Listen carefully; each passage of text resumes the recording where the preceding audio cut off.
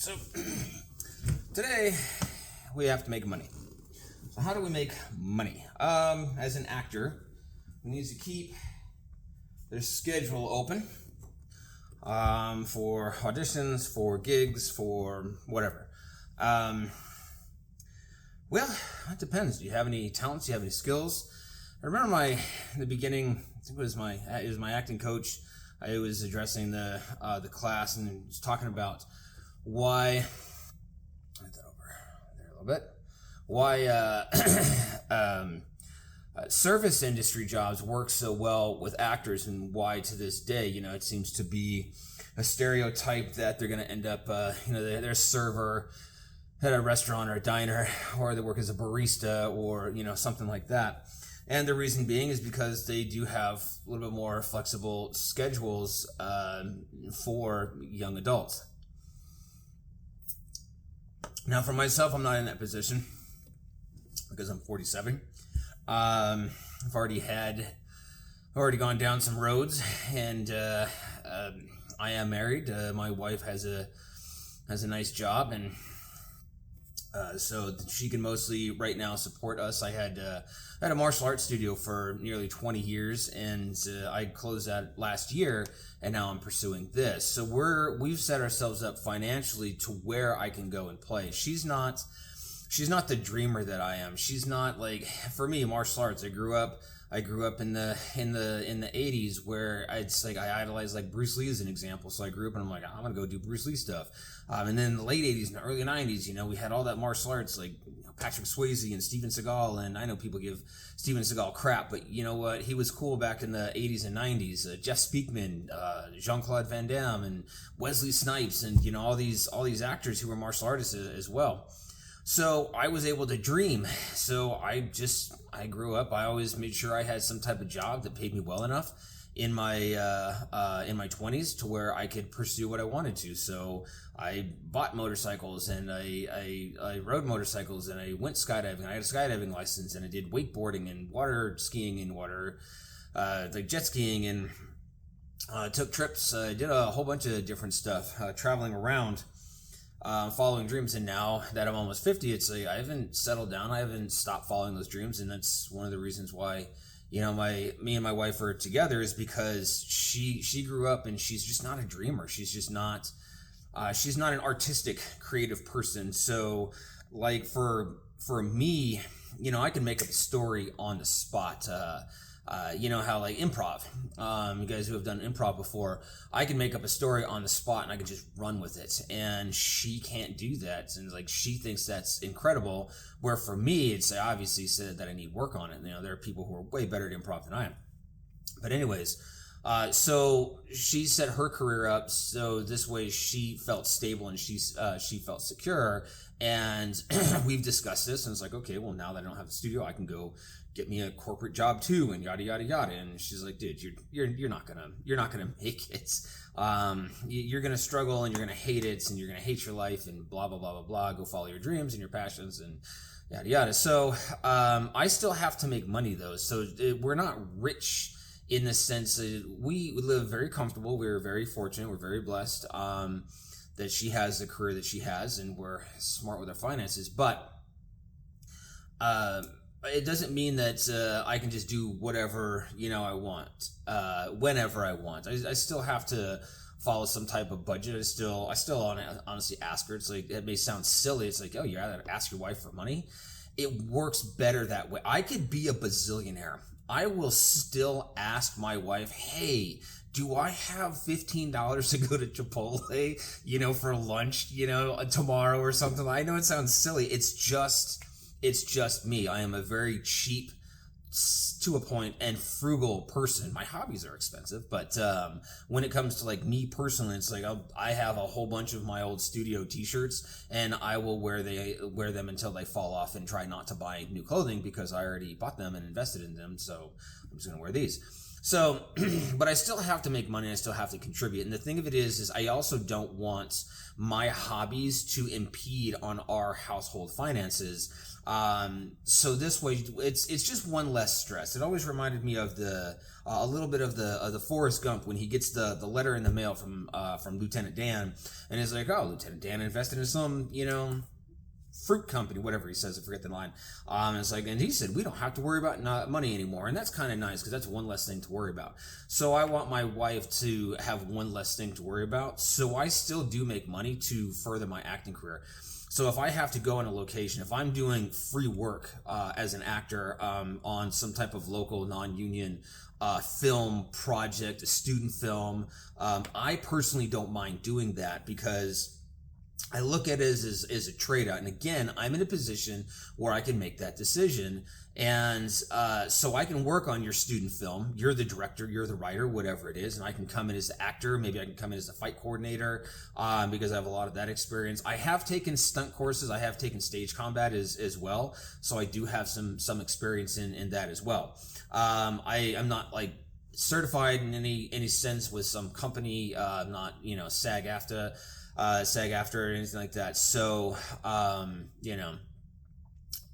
we still have to play it safe on set. But anyways, I can still contribute to the film and help you because you're giving me an opportunity as an artist, as an actor, as a creator to do my thing and to challenge myself. And I want to help you as a writer, as a DP, as a filmmaker, all the roles that you're playing, so you can make it as well. That's part of networking, by the way, because you never know who's going to make it. Maybe let's say, someone sees me in some no budget student film or something like that, just by happen chance. And they're like, oh, I think they might, and I get an email one day and it's like, hey, I want you to audition for this role that I have. And that role just snowballs and snowballs. And then all of a sudden, I'm not like an A-lister, but I become a decent actor, a working actor in Hollywood. I can now possibly, it's like I worked with this one filmmaker and someone's like, man, I really could use this. Like, hey, I know this guy. It's like, oh, really? You'd be surprised how much networking applies in the industry. And I get this through the acting coaches and some of the actors that I've networked with who are already in the industry. And how it works kind of to a point is a filmmaker, as an example, has so much going on with the creative process of trying to get their project from paper or even idea to paper to, a physical, tangible on camera and then on, a streaming service or something like that. They want little to worry about. So if I happen, it's like, man, I know a makeup artist that could just do everything that you're looking for this period piece or something like that. And I was like, oh, really? Hey, send their information my way because it's one less person I have to go hunt down. That's one less person. Now I don't have to interview, 40 different makeup artists because, you kind of just handed me one. It's like, and it worked out. And you got to make sure it works out because if I hired, I don't know, we'll just call her Lucy. So I get Lucy a job as a makeup artist and then the director hates Lucy, that looks bad on me. So you got to be careful with your networking. Anyways, back to money. So with money, I still have to produce something. So over the last couple of years, I started looking at filmmaking myself because it's ultimately what I want to do. I'm trying to a little bit kind of take the Tarantino route, which is I'm training as an actor, and I do want to be an actor. I think it would be a lot of fun. I do want to be an actor so I can kind of get my foot in the door so I can meet people and I can network. And in my spare time, I am writing my own scripts. There's 3 features I'm working on. Then I do some little small shorts just when it's like something pops in my head and I got a couple hours just to write something out. But I do have 3 features I am currently working on. And maybe they'll be done in the next 5 to 10 years or something like that, and I can get them produced. And in that meantime, I can get my foot in the door and I can meet people and possibly create an opportunity to get those films made or looked at or something like that. So that's kind of the goal. So I looked at filmmaking and I started working with a camera. And so like right now today, I'm editing basically just social media content for a client. He's a personal trainer. I've known him for a couple years now. Met him through another client who I did some work for. And so that's how I make some money, a little bit here and there. I started off getting into photography.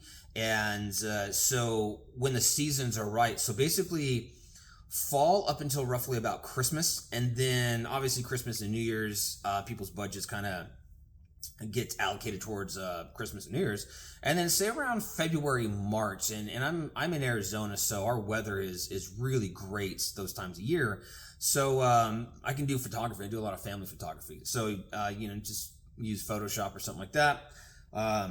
Put together a little advertisement saying, hey, I can do family shots and do 10 photos, and we can do that for like $100 photo shoot or something like that, and then edit those. I don't do a lot of editing on the photos. I used to. I think when I first started, I over edited thinking I needed to, because you start looking at the time in 2017, 18, 19, heavily edited, color graded, oversaturated.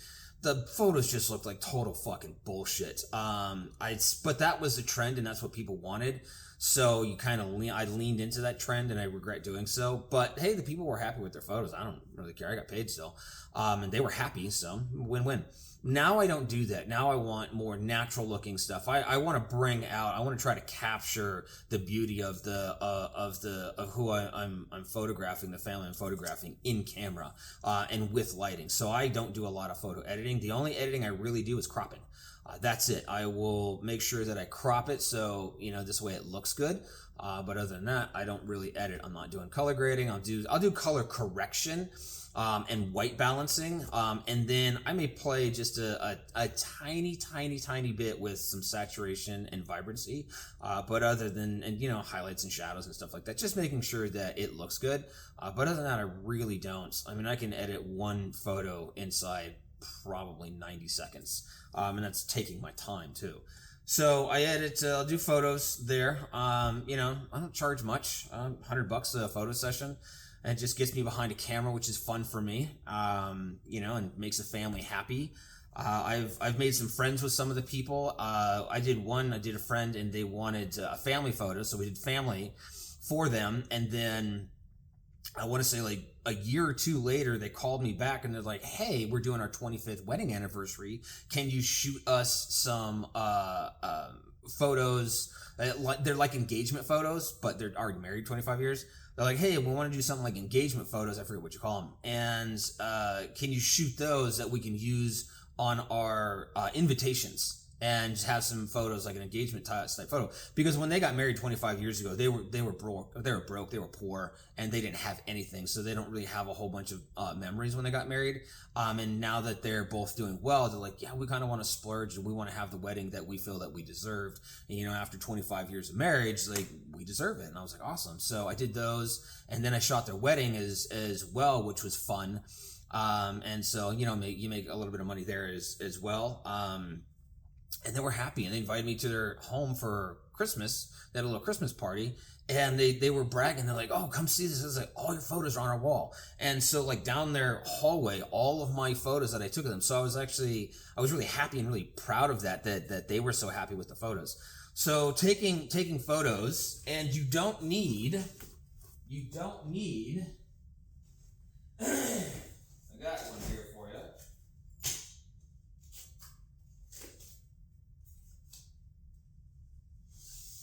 You don't need a super expensive camera. That is the thing. So I didn't have a whole ton of money when I first got into this. I did have my martial arts studio, and I was drink this. We were using that money to live off of, because this was like, again, 2017, 18. So my wife was still doing good, but she's had several promotions and advancements since then. This is just an old DSLR. Now what I did, you're like, oh, but it doesn't look like this is just a battery pack. At the time, I mean, in this economy, they're probably like $8,000 for this. No, I'm just kidding. I bought the camera. The camera came with, even if you just get, I think it was, what is it? I don't even remember what the hell it comes with. This is a Canon T6i. So it's significantly older. I mean, the ISO goes as high as like 3200 and it looks like really crappy like then. So you have to really get decent at your camera and understand what the limitations of your equipment can do. And then this is just the modern Nifty 50. There's a 1.8 50 millimeter. This is the STM. I recommend that. I made the mistake when I first got into it because everybody on YouTube was like, you got to get a 50, you got to get a 50. So I get a 50, but I didn't know what the differences were. So I got an older 50, and the older 50 was just trash. It was, oh my gosh. You're looking through it and you're completely focused, and you're using the one little square for focus. You're not doing multi facial recognition points, and you're just doing one single point for focus, and it's just hunting and hunting and hunting. It's like, dude, I'm standing 5 feet away from the thing. The lighting is perfect. The ISO, everything is absolutely perfect, and it can't find the fucking target, and it's just bullshit. It got on my nerves, so I ended up reselling that. I think I only lost, like, I bought it for 80, and I think I sold it for 60. So, did I get some work out of it? Yeah. Did it kind of pay for itself? Yeah. Did I like it? No, I hated that fucking thing. So then I just went on Amazon. I think I bought this one brand new at the time for like $120. Which I had that. A lot of times when you get some of these older DSLRs, a lot of times people will sell them with a lens. The only problem that I've seen on, say, like Facebook Marketplace, or if you're still using Offer, I haven't used Offer up in years, is people will try to, they invested, you know, like $1,000, $1,500, $2,000 into all this, and they'll try to sell it as a package, like, because they want their money back, and I get that, and they don't want to go through the trouble of selling everything like, oh, here's the body, here's the lens, you know, here's the battery pack, or so. That's all this is. This is just a battery pack, so you can hold 2 batteries instead of one, and that's great for video. It takes a lot longer to run out of batteries on the video. And then I just had bought a whole bunch of batteries. But when I got started, I got the camera and I ended up getting a lens, and it came with, what is it, 18 to, it's not 18, it's not an 18 to 35. That's something else. The crappy little, you know, 4.0. It's an 18 to something. I don't know. 18 to 50? 18 to 55? Who gives a crap? Anyways, so I got that, and I started off doing stuff like that. And then I was like, well, you know, let's flip that thing over to video and see if we can do stuff. So I had my studio at the time, and I reached out to a couple of friends who own their own studios, and hey, can I shoot some content for you? Can I shoot maybe some promo videos for you so I can use that? You can have the videos for free, and then I can just use that as a selling point to go around to other businesses and say, hey, look what I can do. So I did that. We did like instructor photos. We did a promo video. I did some testimonials of a couple of their students. So I gave them like a whole package. Now, if you were to price that out, basically I was, even at the time before COVID, when I was getting started, that package probably would have been with like a professional, would have probably been a $3,000 to $5,000 package. Cutting those promos, cutting those, doing the photos for the instructors, and everything looked good too. It didn't look like, you know, I was an amateur. It looked like I knew what I was doing because I watched so many YouTube videos and I studied and studied and studied, and I just practiced like in my house. Like, I'm gonna take a picture of, you know, my earphones. I'll take a picture of my mouse, or make a video of my mouse or something like that. Just something dumb. So I started off doing that, and the thing of it is with COVID and with the economy kind of going downward, less and less businesses are investing into videographers, and they're investing less and less are investing into like marketers and such like that, which I have my MBA in marketing as well. So I was helping people. I was trying to help people that way, but trying to find clients that could pay them the type of money is really difficult, especially when you're just starting off. So it turned into video editing. So a lot of creators, a lot of businesses would make their own videos and they're like, I don't have time to edit this stuff and I don't really know how to do it and the software is confusing, yada, yada. Well, I had gotten into the editing, so I just started editing and now I do mostly editing. I can still shoot stuff just fine. I mean, you can see the lighting kit. I use that for, my like actors clips, and I got to do another headshot this week because I did a darker one a couple weeks ago just to get the Actors Access page started, and then now this week I can do a lighter one. So there's plenty of ways for you to make money. If you have a parent, if you have one, if you have a parent, you have a sibling, you have family member, you have a friend who has an old DSLR and they're not using it, it doesn't have to be a good lens. That 18 to 55, like I said, it's a 4.0. This is a 1.8, so you're gonna get better low light in it. Plus, you're gonna get that nice blurry background. So this is on a phone, and you can see how everything in the background is in focus. Well, that's because it's a completely digital. It doesn't have a bunch of lenses in here to filter the images through, and the sensor's not picking it up the same way. So on a phone, you don't get it. Now on the iPhones, I know they do like the little cutout and they blur it, but in my opinion, that looks like trash. I can see it heavily. I can see because the edges of the person compared to the background, because it's a digital separation opposed to a manual separation or a lens separation, however you want to word it. It just looks like crap. I don't like it. I don't recommend it. If you want halfway decent stuff, you need to get some type of actual camera. But I can also understand, it's like everything is now 4K and everything's 8K and you got all this stuff. I mean, we did some family photo shoots earlier this year, I think, with like all our extended family, aunts and uncles and cousins and stuff like that. And the lady who did it, this lady, because I know cameras. This lady had a $4,000 camera body, and then she had probably another $2,000 to $2,500 just in the lens that she was using. So she had a $6,000 to $7,000 setup. These photos turned out like crap. And she was a professional. Didn't edit a fucking thing. The photos came back. They were uncropped. They were unedited. The white balance was completely off. No color grading, no color correction. Just nothing was done. It was basically, I showed up with a camera, I shot your family, and then I charged you. They didn't charge me. I wouldn't have paid for this shit. I can set up my own camera on a tripod and take my own shots on remote. So. But it was an aunt that set it up, and there was just nothing. So I go back to the aunt, and I was like, hey, not to offend you and whoever you hired, but these look like dog shit. I was like, is there a way that you can contact the photographer? She's like, oh, yeah, she's a friend of mine. I'm like, oh, okay. Is there a way that we can contact the photographer and get the raw footage, get the raw files, and then I can just edit them? And so she says she reached out to the photographer and she didn't know what a raw file was. She's like, oh, I just sent the files how they came on the card, on the memory card. The lady didn't even know what a raw file was. She didn't know the difference between a JPEG and a RAW. And I'm like, ugh. And we paid you, or someone paid you for this shit? So, anyways, you can start off with photography if you happen to have some type of camera. Obviously, you got Barista, you got, you're like, I got nothing. It's like, is there a corner store?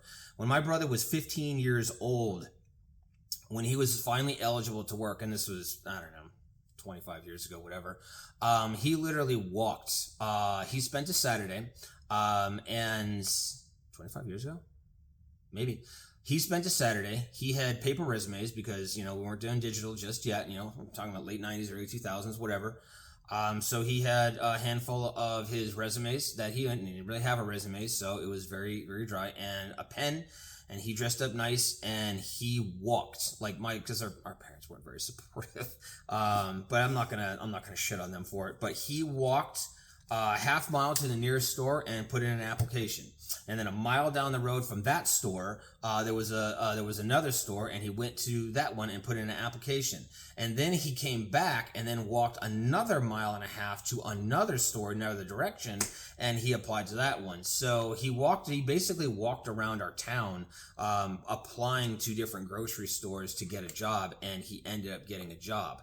I mean, he's always worked. He's worked since he was 15. He's now 40, and he's always just kind of worked and hustled and stuff. So you can do it too. And the reason I say that and encourage you is because when I go to acting classes, and I'll probably, go back, because once you do it, you can always just go back just for practice. So I'll probably go back next semester just for fun, just to meet some new young talents, and maybe get involved in a play just for fun.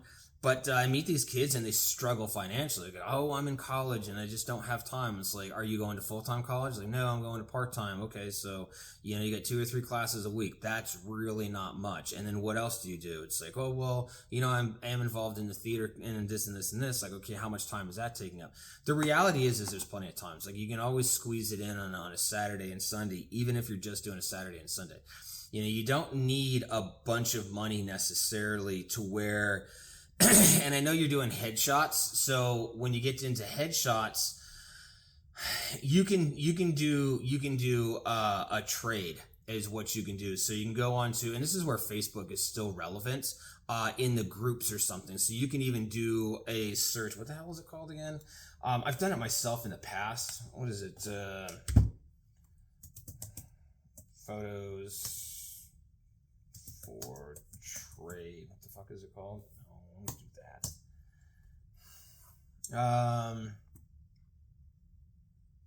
I forget what it's called. There's a phrase that it's called, and someone will correct me, and that's fine.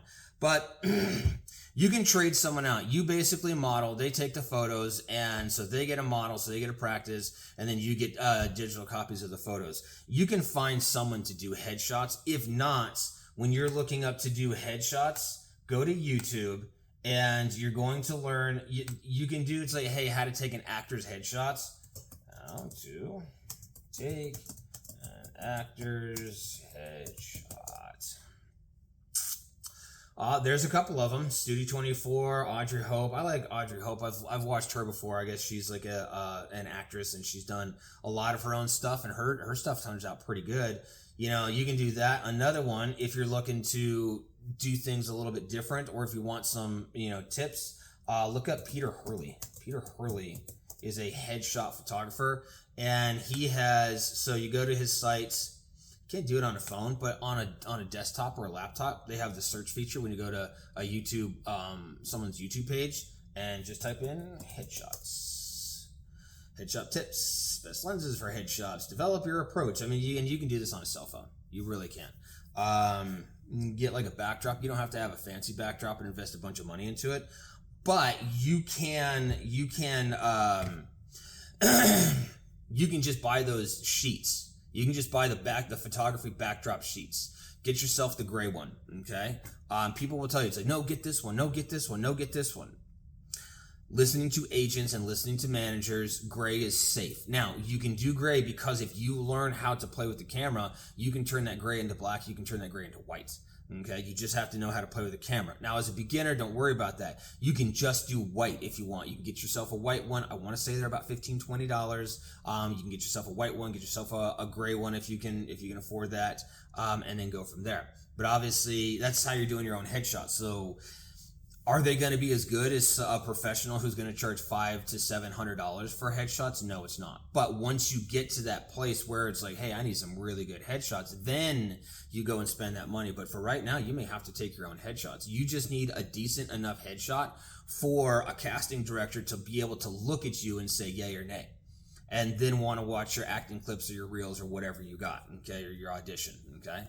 So there's ways to make money. I'll get into more of that as time goes on.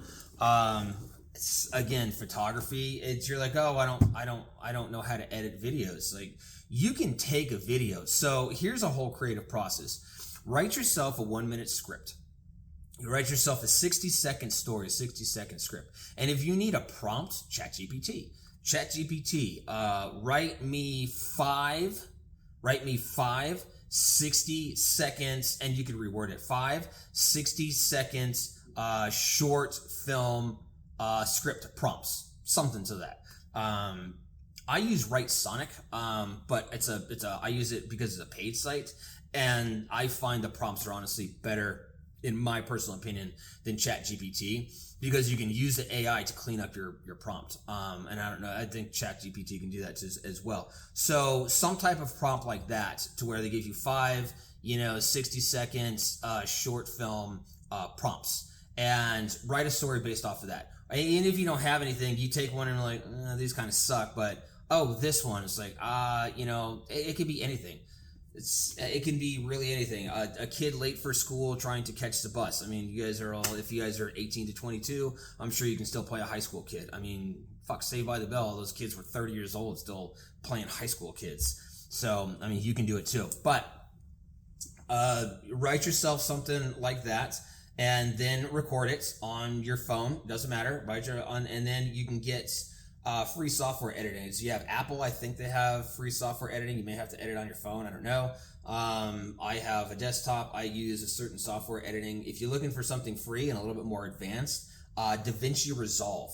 DaVinci Resolve has a pretty decent free editor. You don't need a bunch of fanciness. You don't need all these graphics and all this CGI and green screen. You don't need that. Film something classically, to where you have to put effort into your practicals. You have to put, it's like theater. If you're doing theater, you're not necessarily, you have to, through the dialogue, when you read a theater script, it's all dialogue. There's no prompts. It's not like a film screenplay.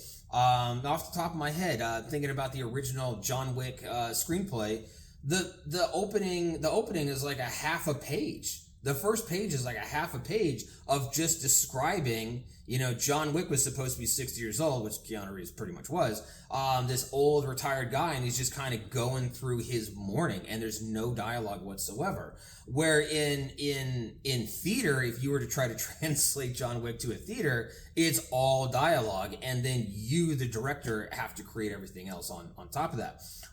So you create it that way. So you have to be creative, and then you use your software and you edit that, and that's how you start practicing editings for software. Make your own little movies and then edit them yourselves, and then go from there. It's really not that hard.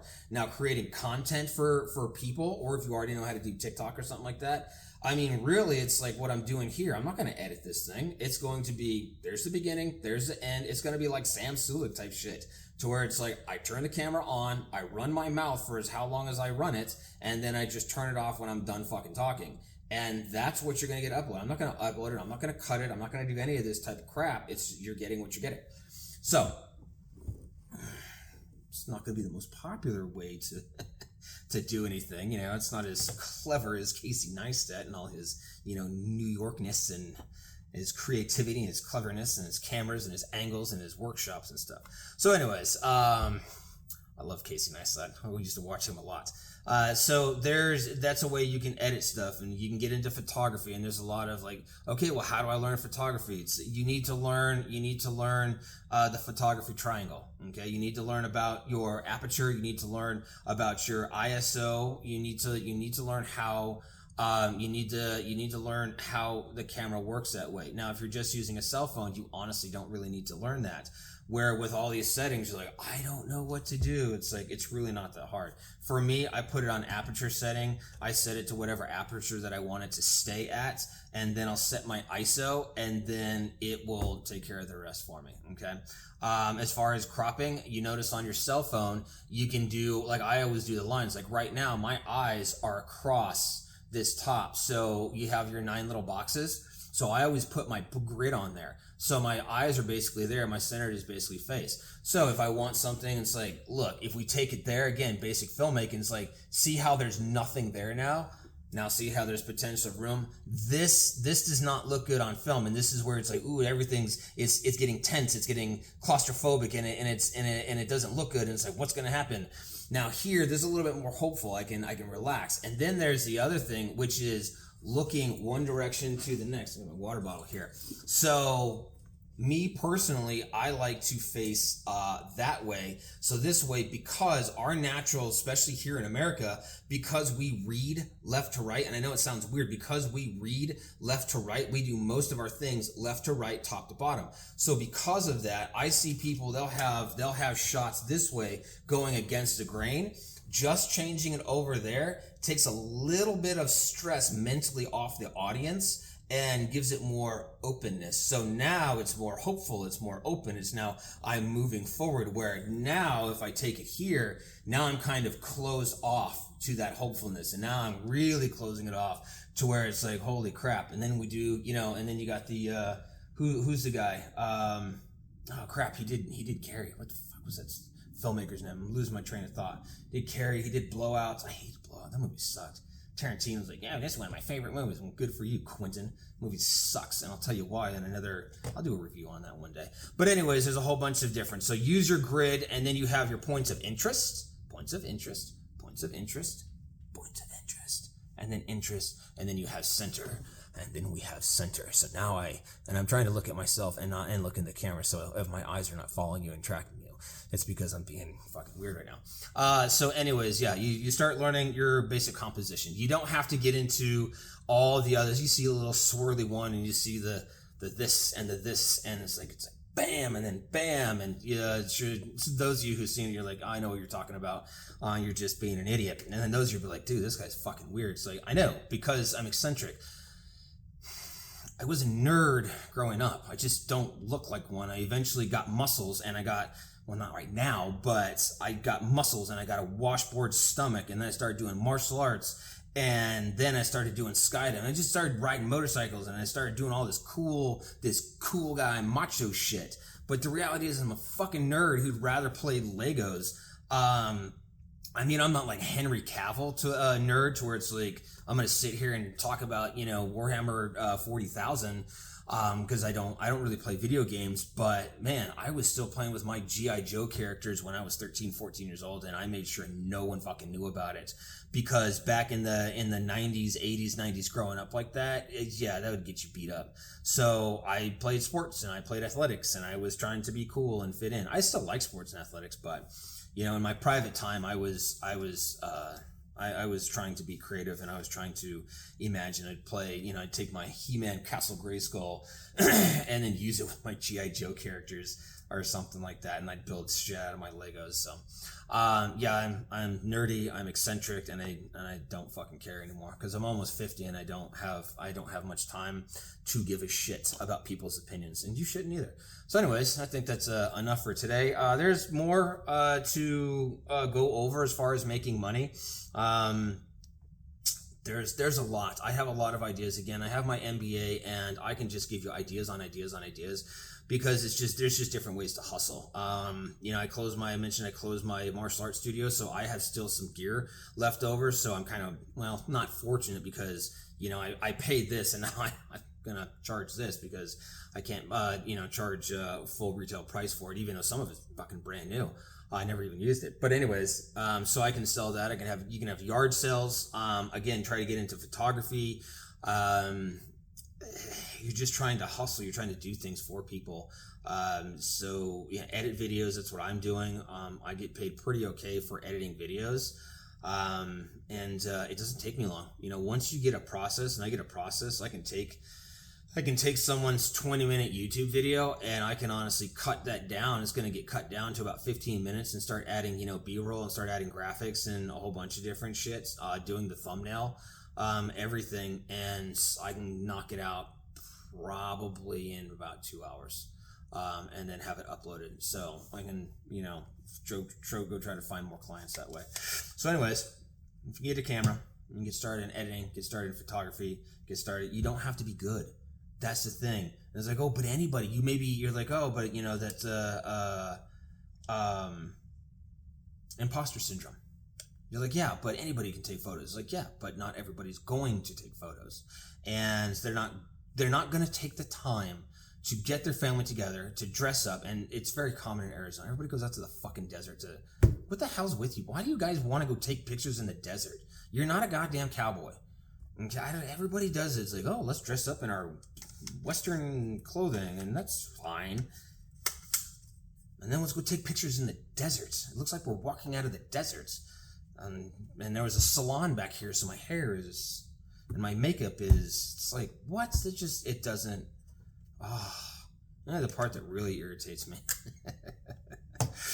We won't get into that. But anyways, you just find a need, fill a need. That's really what it is. Find a need and fill a need. So if you already have a camera, I'm not suggesting go out and spend hundreds of dollars on some old DSLR and try to figure it out, and then you get frustrated figuring it out, and so you quit. If you can negotiate with a friend or a family member who has one that's not in use, and just ask them, say, hey, can I borrow your camera? Treat it with respect. Treat that thing, even though it may be 15 years old, treat that thing as it is, treat it like it's not yours. How about that? And baby it a little bit, learn about it. You can even, one of the things that I did, my first camera was actually a T3i, and that was really restrictive, where now, I like the little flip out screen. This one is a touch screen. That's nice about even though it's older, it's nice about the 6 opposed to the 3. So if I'm looking at it, I can zoom in on that photo and see if there's something off or something. But anyways, heroes are flying overhead right now. Okay, so you can get that, and maybe you can make a deal like, oh well, I'll sell it to you. It's like, well, can I borrow it? And if they're like, no, but I'll sell it to you, it's like, see if you can strike up a deal to where it's like, oh, okay, well, I don't really have anything right now. Can I borrow it, or can I lease it from you, basically? And, draft up some type of contract between you and whoever, your friends. Hopefully they're a very good friend that you trust and who trusts you. So you're not going to negotiate for $100 and then they come back and like, no, I changed my mind. I want 300. It's like, go fuck yourself. Here's your $100. Here's your camera back. And I'm going to go get something else. I'm not going to have you, run me over the coals with this one. So, borrow it, see, or lease it from them or something like that. Get a few gigs. If you're charging only $50, $75, $100 for a gig, make sure that you give them a portion of it. Pay them first. Pay your debts to them. So this way you can just get them done, taken care of. It's all yours. And then you move forward from there. Okay. You don't need much. I mean, there are times I even have a 24mm pancake lens. And I take a lot of photos, and that's only a 2.8. This one is actually a lot more clear. My 85 is probably my best lens for taking photos, and there are times it's just it's because of the focal length. I just have to stand too far, and I don't have the room, and I gotta use my pancake lens, and I can take good shots on that. So we're talking like an old freaking almost 20-year-old camera here, something like that, 15-year-old camera. One of their crappy lenses. It's a throwaway $50 lens type thing. And I can knock out some photos that, that rival people with, $4,000 cameras. It's a technique. It's not the gear. So, I'll go ahead and stop there and then move forward next time.